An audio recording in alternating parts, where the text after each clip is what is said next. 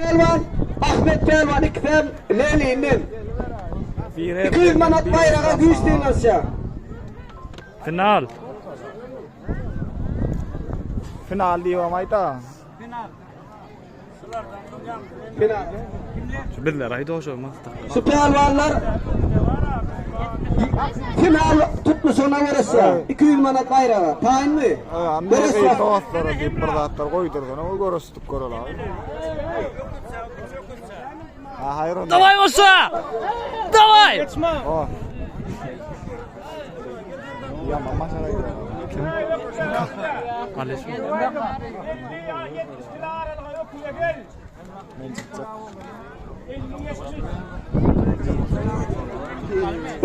Gazı almalı oğlum ama sana cammol değil. Ne bolsun ha? Mekan. Varın oğlu Ahmet Pelvan peydasına. Oy!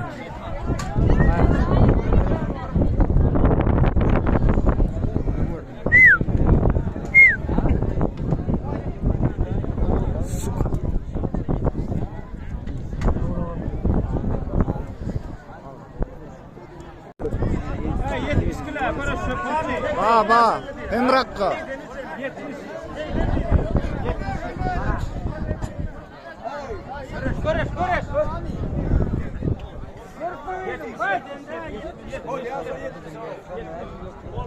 Suca Aylin. Aylin. Koşa kısıttan mı koşa?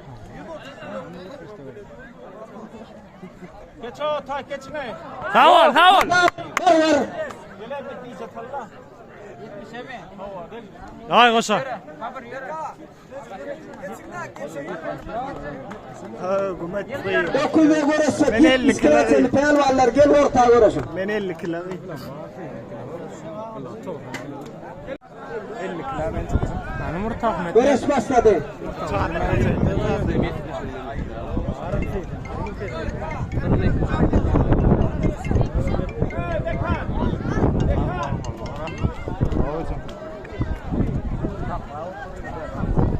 Давай, давай koşa.